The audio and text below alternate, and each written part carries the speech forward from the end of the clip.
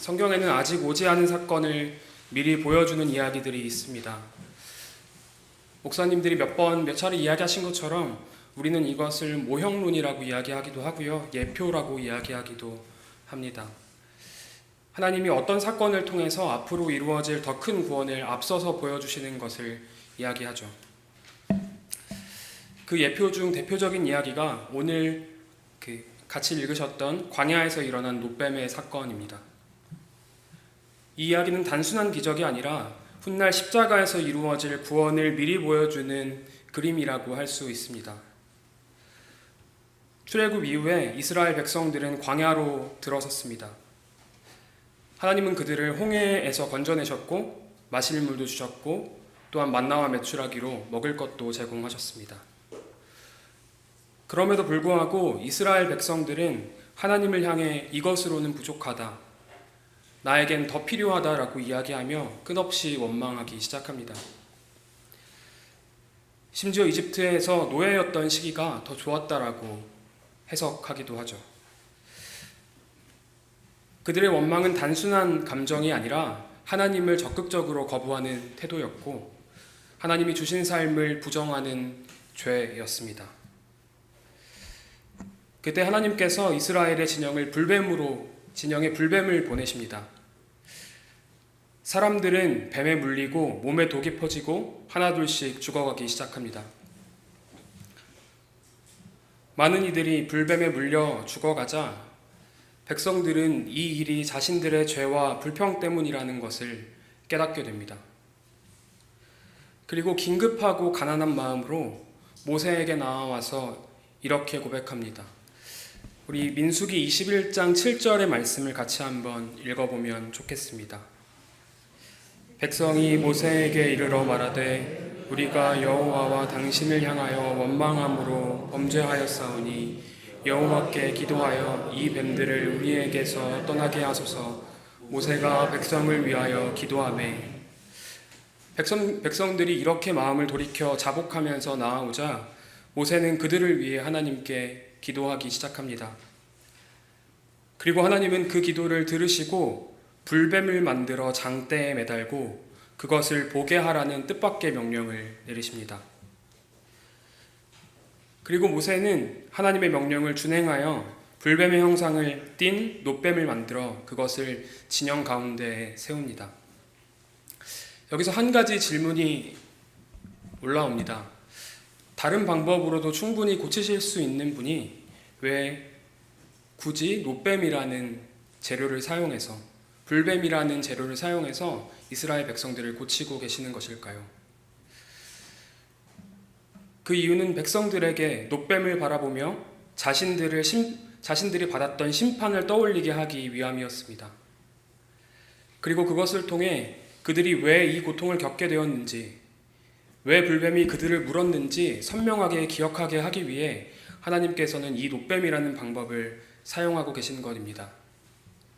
그리고 동시에 백성들의 죄로 발생한 고통이었음에도 그들을 회복하시고 살리시는 하나님의 구원의 손길이 있음을 기억하라고 놋뱀을 통해서 말씀하고 계시는 것이죠. 다시 말해 하나님은 그들이 죄를 잊지 않도록, 그들이 하나님 앞에 지었던 불평과 원망을 잊지 않도록, 한편으론 회복하시는 은혜의 손길을 잊지 않도록 그 표지를 백성들의 눈앞에 두시고 회복의 지표로 삼으신 것입니다. 그리고 이 사건은 완성이신 예수님께서 요한복음 3장 14절에서 자신의 인자의 삶을 이야기하시면서 놋뱀과 십자가를 연결하시는 부분에서 다시 한번 언급됩니다. 예수께서는 자신이 십자가 위로 올라가야 백성들이 어둠과 고통에서 벗어나 참된 구원의 길로 갈 수 있다라고 말씀하십니다. 우리 요한복음 3장 14절 15절의 말씀을 같이 한번 읽어보겠습니다. 모세가 광야에서 뱀을 든 것 같이 인자도 들려야 하리니 이는 그를 믿는 자마다 영생을 얻게 하려 하심이니라. 민수기의 놋뱀 사건을 통해 우리는 십자가의 의미를 발견하게 됩니다. 우리는 일반적으로 십자가가 우리를 위로하는 것이라고 생각하는 경향이 있습니다.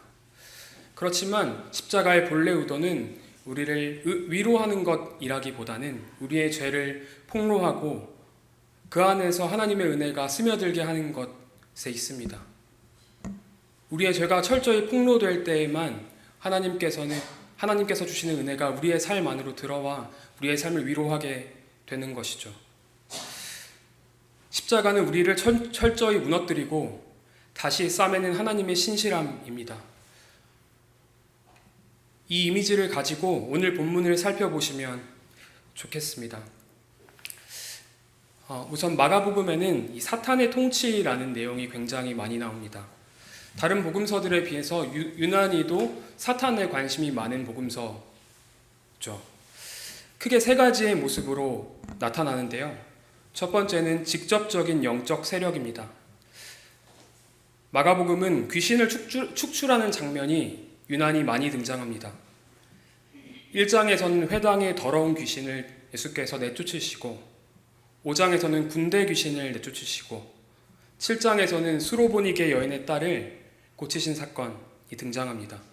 그리고 9장에서는 말 못하게 하는 귀신을 내쫓으신 사건이 나타나죠. 여기서 중요한 것은 마가복음에 등장하는 귀신들이 단순히 초자연적인 현상을 가리키는 것이 아니라는 점입니다. 그들은 사람들 안으로 들어가서 스스로 자기의 몸을 찢게 만들고 또 소리 지르게 하고 사회적으로 고립시키고 자기 자신을 해치게 만들어서 결국에 인간다운 삶에서 분리시키는 영적 존재들입니다. 이렇게 보면 사탄의 세력은 사람을 하나님의 형상으로 살지 못하게 하는 물리적인 힘이라고도 볼 수 있습니다. 두 번째로 사탄은 인간 안에 자리한 왜곡된 생각과 욕망으로 자신의 모습을 드러냅니다. 마가복음에서 사탄의 세력은 귀신들에게만 머물지 않고 인간의 내면, 특히 십자가를 거부하는 생각 속에서 자신의 영향력을 펼칩니다. 마가복음 8장 31절에서 예수께서는 베드로에게 자신이 고난을 받고 버림받아서 죽임을 당할 것이라고 말씀하십니다. 그러자 이 베드로가 예수님을 붙들고 꾸짖기 시작합니다. 여기서 꾸짖었다 이야기할 때 단순히 예수님께 이렇게 하시면 안 됩니다 라고 이야기한 것이 아니라 예수님 당신 잘못하고 있습니다 라고 이야기했다고 사실 이 원어는 말하고 있습니다. 그렇게 이제 베드로가 항변하자 예수님은 베드로에게 이렇게 말씀하시죠. 사탄아 내 뒤로 물러가라 라고 말이죠. 이 장면은 베드로가 악마가 되었다는 뜻이라기보다는 베드로의 생각이 사탄의 논리와 같은 방향에 서 있다는 말로 이해되는 것이 좋습니다. 다른 한편 이 마가복음에서 제자들이 예수님의 길을 지속적으로 오해하는 마음, 우둔한 마음 역시 사탄의 통치 아래 있는 인간의 모습으로 볼 수 있습니다. 마가는 이것을 직접적으로 사탄의 역사라고 말하지는 않지만 예수의 길을 오해하게 만들고 힘으로 군림하는 왕의 길을 추구하게 하는 것이 사탄의 일이고 역할이기 때문에 제자들의 완고함은 사탄의 영향력 아래에 있다고 볼 수 있겠습니다. 마지막으로 사탄의 세력은 귀신 들림이나 왜곡된 생각, 욕망뿐만 아니라 사회 질서와 세계를 움직이는 질서를 통해서도 자신의 모습을 드러냅니다.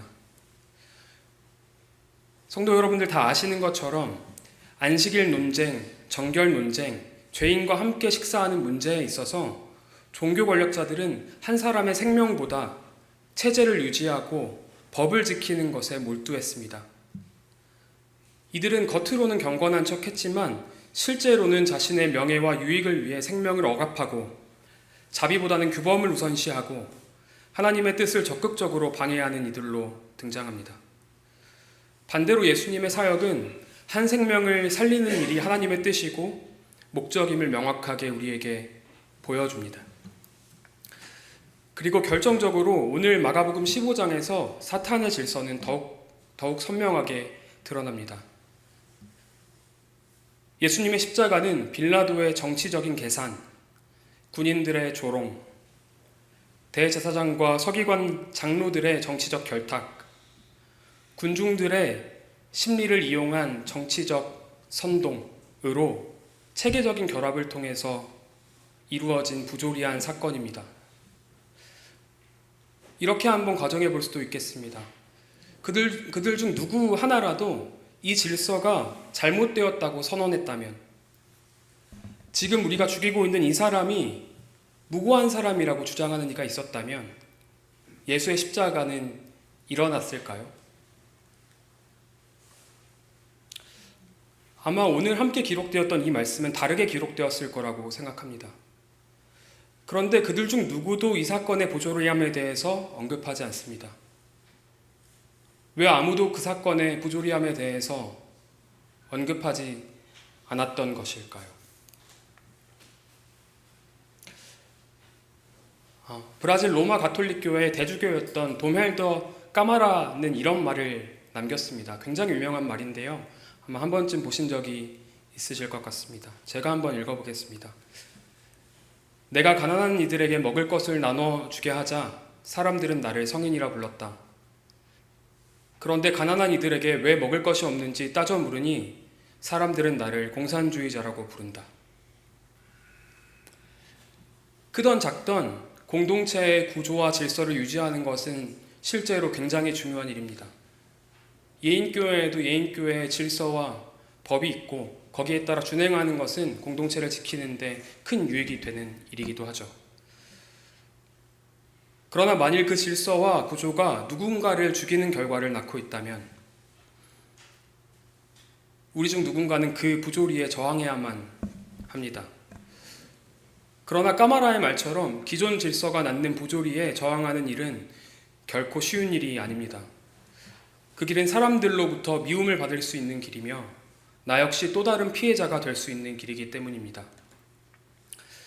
그래서 사람들은 나를 불편하게 만드는 피해자들로부터 눈을 돌리고 질서에 순응하며 사는 것을 선택합니다. 오늘 예수께서 십자가로 향하신 이유는 많은 사람들이 두려워했기 때문이죠. 누구도 이 질서와 체제를 거스를 용기가 없었기 때문이죠. 부조리함이 있었음에도, 부조리한 현장을 보고 있음에도 누구도 그 부조리함을 보고 진실을 이야기할 수 있는 용기가 없었기 때문이죠. 이렇게 질서에 침묵하는 방식을 사용하여 사탄은 사회 전체의 질서를 약육강식과 적자생존으로 만듭니다. 사실 적자생존이라는 말은 영어로 자세히 보시면 최적자생존이라는 말이 됩니다. 그래서 힘 있는 누군가가 생존하는 것이 아니라 단 한 사람만 생존하게 된다는 말이 되죠. 굉장히 잔혹한 말이고 냉철한 말입니다. 그리고 사탄은 사람들로 하여금 약육강식은 공정한 경쟁이고 적자생존은 적당하고 정당한 질서라고 주장하게 만듭니다. 우리 사회가 실제로 그렇지 않은가요? 약육강식이 공정한 질서이고 적자생존은 정당한 법칙이라고 이야기하진 않나요? 이런 일이 이렇게 되면 사회 안에 약하고 정체가 불분명한 사람들은 강한 이들의 먹거리가 되기 시작합니다. 예언자 미가는 이 강한 사람들이 약한 사람을 먹는 이 장면을 보고 어떻게 표현하냐면요. 이 약한 사람들을 고기로 상징하고 강한 사람들이 이 약한 사람들을 먹는다는 거예요. 그러면 이제 고기가 이빨에 끼잖아요, 여러분. 그 이빨이 끼어 있는 그 강한 사람들의 혐오스러운 모습을 보고 그 강한 사람들이 얼마나 잔혹한 사람들인지 예언자는 고발하죠. 그런 방식으로 잔인하게 약한 사람들을 집어삼키는 것이 우리의 현실이기도 합니다. 결국 그들은 모든 것을 잃고 사회의 경계로 내몰리게 되고 삶은 점점 더 희미해집니다. 그리고 모든 이들이 이 사탄의 통치와 질서 아래에서 죄의 노예로 살아가게 됩니다. 그런 현장 아래에서 예수께서는 십자가의 길을 걸어가십니다. 그것은 우리를 위한 구원의 일이고 사탄의 질서에 속해 있는 우리에게 새로운 길, 새로운 가능성을 열어주시기 위한 하나님의 사랑의 선택입니다.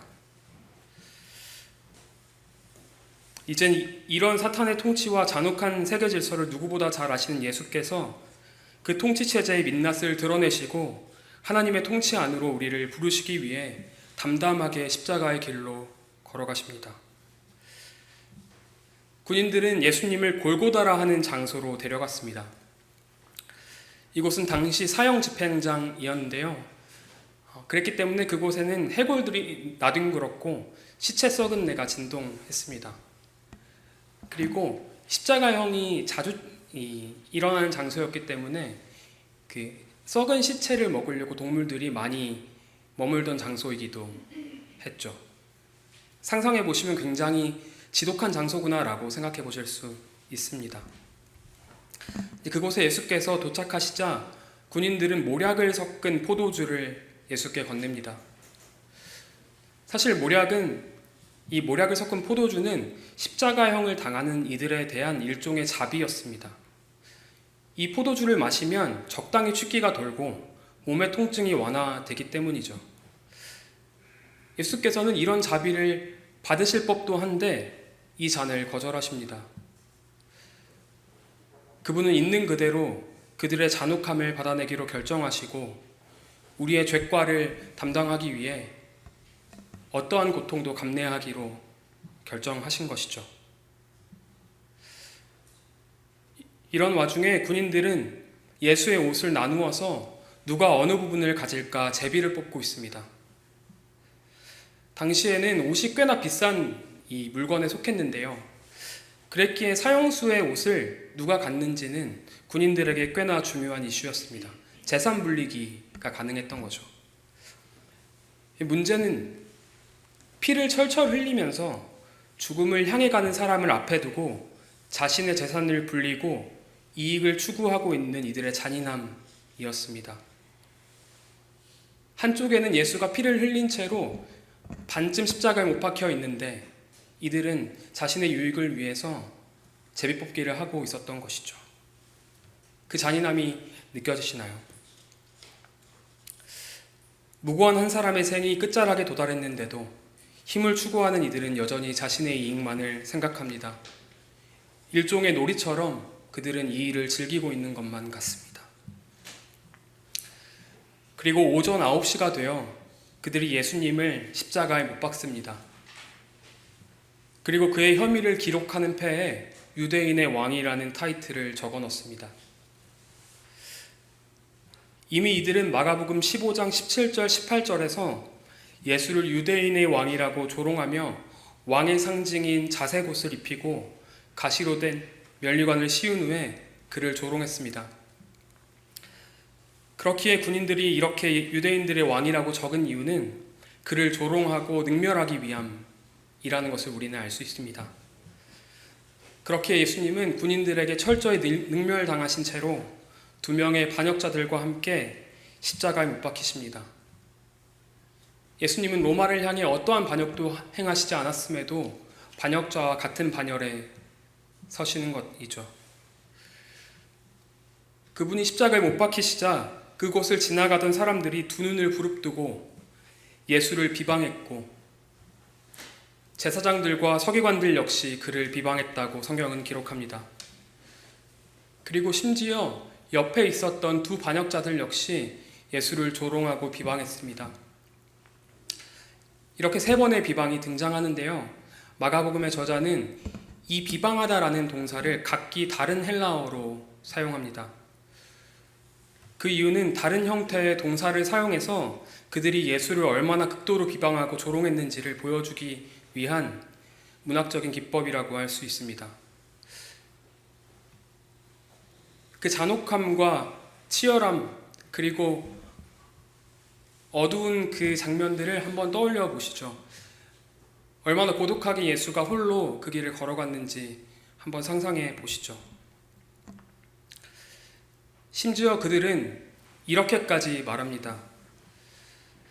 그는 다른 사람을 구원했으면서 자기 스스로는 구원할 수가 없구나 라고 말입니다. 사람들은 예수를 비꼬기 위해 그의 나약함을 욕보이기 위해 이 말을 사용하고 있는 것입니다. 그런데 정말 아이러니하게도 이들의 말에는 예수께서 추구하신 십자가의 길이 담겨 있습니다. 십자가의 정수가 담겨 있는 것이죠. 나를 버림으로 다른 이를 살리는 하나님 나라의 핵심 원리가 그들의 말 안에, 그들의 조롱하는 메시지 안에 담겨 있는 것입니다. 그것은 마가복음의 핵심이라 불리는 마가복음 10장 45절과 맥을 같이 합니다. 우리 마가복음 10장 45절의 말씀을 같이 한번 읽어보겠습니다. 인자가 온 것은 섬김을 받으려 함이 아니라 도리어 섬기려 하고 자기 목숨을 많은 사람의 대속물로 주려 함이니라. 예수님은 내려오실 수 없어서 내려오지 않은 것이 아니라 내려오지 않기로 선택하신 것입니다. 그분이 내려오는 순간 우리들은 구원의 길 위에 설 수 없게 되기 때문이죠. 다른 한편 군인들은 유대인들의 왕이라는 명패를 예수를 조롱하기 위해 달았다고 앞서서 말씀드렸습니다. 그런데 이것 역시 아이러니하게도 이들의 조롱은 예수님의 참된 정체성을 보여주고 있습니다. 마가는 의도적으로 이런 아이러니한 기법을 사용해서 모든 이들이 부정하고 조롱하는 순간에 담담하게 참된 왕이 되신 예수를 증언하고 있는 것입니다. 모든 이들이 부정하고 조롱하지만 예수님은 십자가 위에서 참된 왕으로 즉위하십니다. 그리고 그분이 매달리신 십자가는 왕이신 예수님의 거룩한 왕좌가 되어서 그분의 길이 무엇인지 우리에게 명확하게 보여줍니다. 그분이 걸으신 왕의 길은 패권을 장악하는 능력 있는 왕의 길이 아니었습니다. 자기를 내어주고 폭력을 거부하는 길이었고, 모두가 높은 것을 지향하면서 욕망할 때에 아래로 내려가서 세상에 아무것도 없는 사람들과 함께 삶을 누리는 것이었습니다. 그것이 예수님의 왕좌가 보여주는 예수님의 길입니다. 결국 십자가는 하나님의 통치가 힘이 아니라 사랑의 통치라는 것을 우리에게 명확하게 보여주죠. 우리 이어지는 33절과 34절의 내용을 같이 한번 읽어보면 좋겠습니다. 제 육시가 되매 온 땅에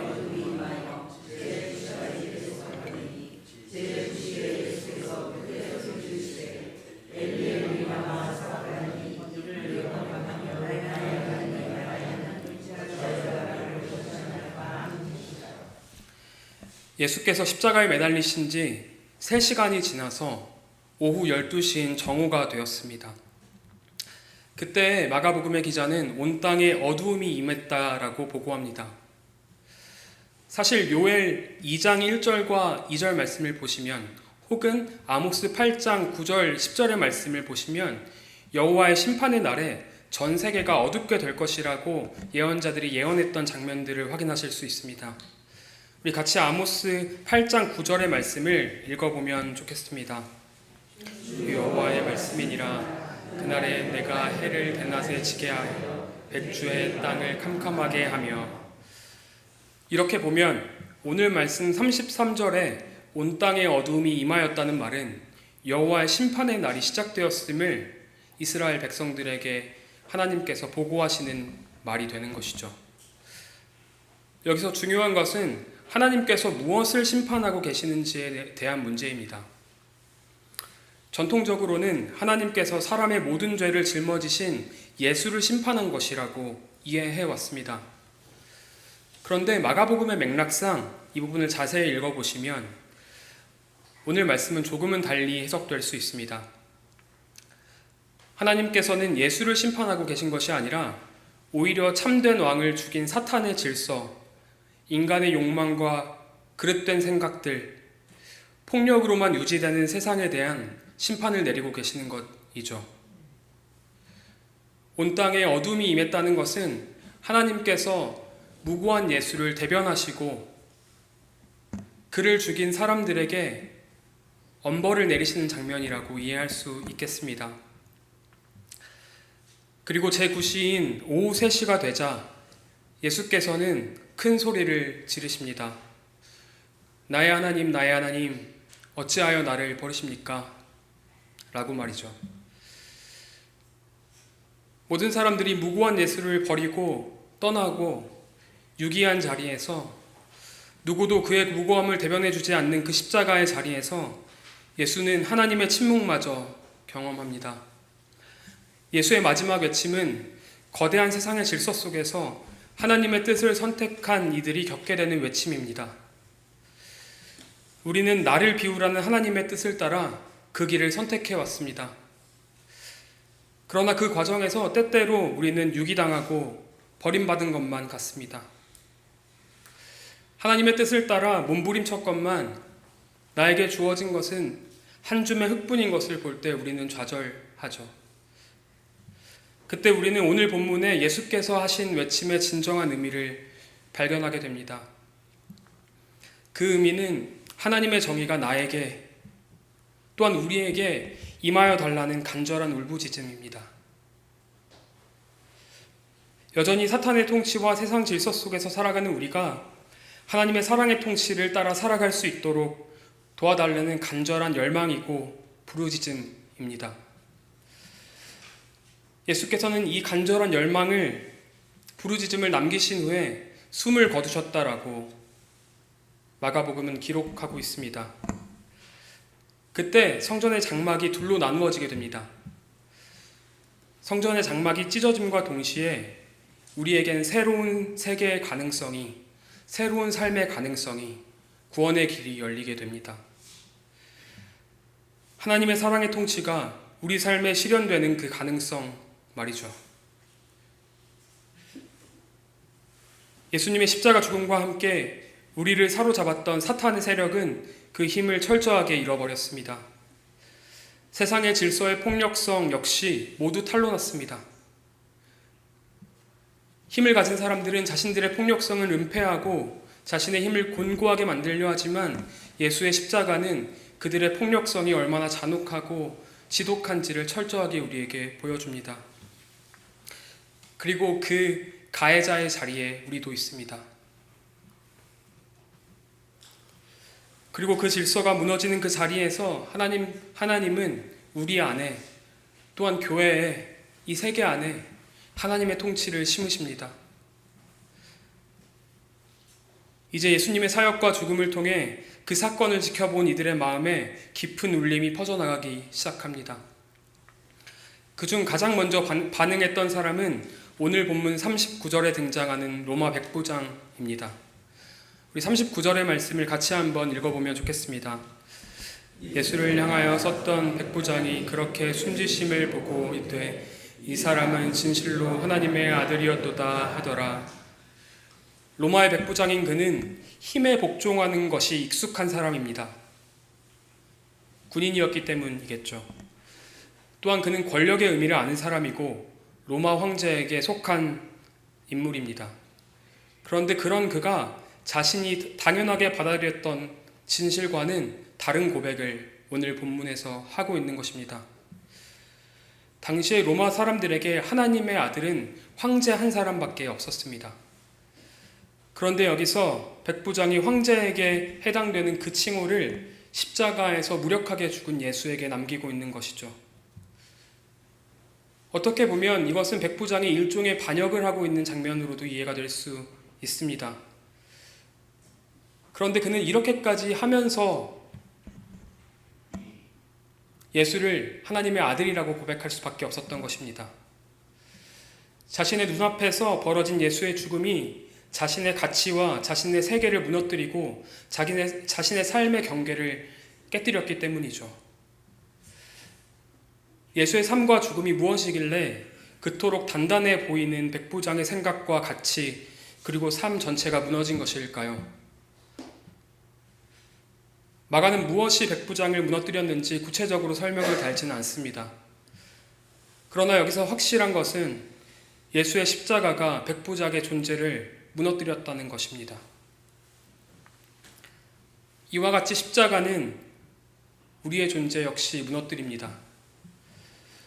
내가 옳다고 믿었던 것, 내가 붙잡고 있었던 삶의 방식, 내가 중요하게 생각했던 삶의 가치들, 그 모든 것을 무너뜨립니다. 그리고 그 무너짐 속에 하나님의 사랑의 통치가 하나님의 사랑이 스며들도록 만듭니다. 그것이 그리스도의 죽음이 우리 안에 심은 씨앗이고 우리 안에 맺혀질 열매이기도 합니다. 말씀을 맺으려 합니다. 아마 여기 앉아 계신 모든 성도 여러분들은 예수의 십자가 앞에서 무너진 경험을 가지고 계시는 분들일 거라고 생각합니다. 하나님의 사랑이 내 안에 막 밀려 들어와서 내가 이전에 살았던 삶을 내려놓게 만들고 새로운 삶을 꿈꾸게 하고 구원을 향한 여정을 시작하게 하는 그 경험 모두들 해보셨을 거라고 생각합니다. 저 역시도 비슷한 경험이 있는데요. 저는 모태신앙으로 태어나서 지금까지 대략 30년 정도 되는 시간을 그리스도인으로 살아왔습니다. 고등학교 시절에 하나님을 처음 만나서 너무너무 뜨거운 마음으로 저도 주님 따라서 십자가 지겠다라고 고백하며 순교하겠다는 꿈도 세운 적이 있어요. 29에 꼭 죽겠다고 이제 고등학교 2, 3학년 이야기하고 다녔던 거죠. 지금 생각해보면 참 가짜는 일인데요. 아직도 옛날 교회 친구들을 만나면 왜 아직 안 죽었냐고 저한테 물어볼 때가 있습니다. 그 정도로 제가 뜨거웠다고 말씀드리고 싶었던 거예요. 그런데 참 웃긴 것은 십자가가 익숙해지기 시작했다는 것이죠. 어느 날부터 십자가가 너무 거추장스러워지게 느껴지고요. 불편하고 이해되지 않는 무언가로 여겨지기도 했던 것 같습니다. 아마 현실 사회에서 이 십자가는 제 삶을 불편하게 만드는 것이기 때문에 그렇겠죠. 쟁취하고 성취해서 경쟁해서 이겨야 하는 삶이 우리의 삶인데 예수님은 계속 작아지라고 나에게 말씀하시는 것이 너무나 불편하고 어렵기 때문이겠죠. 그래서 저는 십자가가 저에게 주는 위로와 격려를 생명을 취하면서 그 십자가가 나를 무너뜨려서 새로운 삶을 살게 하는 것은 모른 채 하고 거절하면서 살아왔던 것 같습니다.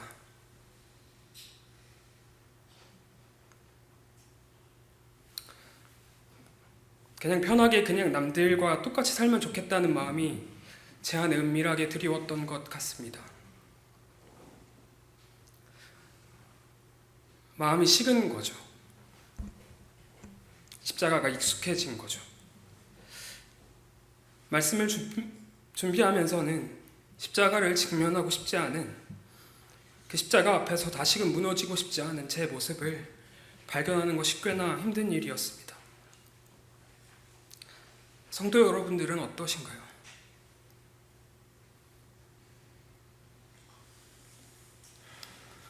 여전히 십자가가 여러분을 무너뜨리고 다시 살게 하는 하나님의 구원의 길이 맞으신가요? 아니면 보고도 아무 일 없이 지나가고 싶은 장애물에 불과하지는 않으신가요? 성도 여러분, 십자가를 보고 아무 일 없이 지나가지 마십시오. 차라리 그 거대한 십자가 앞에서, 그 거대한 걸림돌 앞에서 무너지고 넘어져서 깨지십시오. 그래서 다시금 예수의 길 위에 서셔서 그분이 주시는 참된 생명과 위로를 누리십시오. 옛적에 이스라엘 백성들은 불평 때문에 하나님께서 광야에서 불뱀을 푸셔서 이스라엘 백성들을 죽였다라고 아까 처음에 같이 읽었던 것을 기억합니다. 불뱀의 원인은 백성들의 불평이었기에 놋뱀을 바라보며 자신들의 불평을 직면하라고 하시는 하나님의 명령 역시 들었습니다. 그리고 그 명령에 따라 놋뱀을 바라보며 자신을 직면하는 행위를 했던 이스라엘 백성들은 모두 살게 되었다고 민수기 21장은 보고합니다. 십자가도 이와 같습니다. 십자가는 우리의 문제를 가려주는 것이 아니라 적나라하게 드러냅니다. 내 안에 무엇이 담겨 있는지, 내가 지금 무엇을 따르고 있는지 정확하게 밝혀 보여주죠. 그리고 예수를 십자가에 못 박은 우리의 폭력성과 욕망, 우리가 만들어낸 이 세계의 비참한 모습과 비극을 드러냅니다. 그리고 오늘 본문의 백부장은 그것을 피하지 않고 바라보았습니다. 그가 예수의 십자가를 통해 깨달은 것은 자신 안에 드리워진 폭력성과 힘의 논리였고 무고한 사람들을 죽이는 제국의 악랄함이었으며 대중의 어리석음이었습니다. 그 십자가를 멀리서 바라볼 때 백부장은 생명의 길로 들어서게 됩니다. 왕이신 예수를 죽인 자신과 세계의 현실을 직면할 때, 그래서 무너질 때에 우리에겐 참된 구원의 길이 있습니다. 성도 여러분, 우리가 사는 길은 십자가를 피하는 데 있지 않습니다. 십자가를 바라보고 그것을 직면하며 우리의 십자가를 지는 것에 있습니다. 바울은 우리에게 매일 죽으라고 요청하죠. 주님과 함께 매일 죽고 매일 사시는 은혜 경험하시며 살아가십시오. 고되고 아프더라도 그 십자가 앞에서 날마다 서십시오. 그리고 다시 무너지시고 그 무너진 자리에 주님의 사랑을 피우십시오. 그것이 우리가 누려야 할 참된 은혜이고 구원의 길이라고 믿습니다. 같이 기도하겠습니다.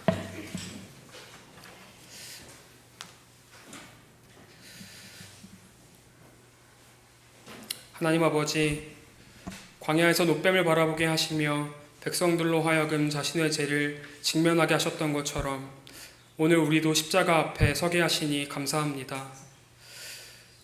주님, 우리는 여전히 불평하고 원망하며 우리의 욕망과 힘의 논리를 따라 살아가고 있음을 고백합니다. 십자가를 통해 드러난 우리의 죄와 이 세상의 어둠을 외면하지 않게 하시고 그 앞에 정직히 무너지는 은혜 허락하옵소서. 주님, 십자가를 피하려는 우리의 마음을 내려놓게 하시고 다시금 그 십자가를 바라보게 하옵소서. 나를 살리기 위해 자신을 기꺼이 내어주신 예수님의 사랑을 깊이 깨닫게 하시고 그 사랑이 우리의 삶을 새롭게 하게 하옵소서. 사탄의 통치와 폭력의 질서 속에서 살아가는 우리가 이제는 하나님의 사랑의 통치를 따라 살아가게 하시고 힘과 경쟁이 아니라 섬김과 자기 비움의 길이 주님의 길인 것을 깨닫고 선택하게 하옵소서. 주님, 십자가 앞에서 무너지는 것을 두려워하지 않게 하시고 그 무너진 자리에서 다시 살게 하옵소서. 우리의 삶이 십자가를 외면하는 것이 아니라 날마다 십자가를 바라보며 그 안에서 터를 세우는 삶이 되게 하옵소서. 모든 말씀을 예수님의 이름으로 기도드립니다. 아멘.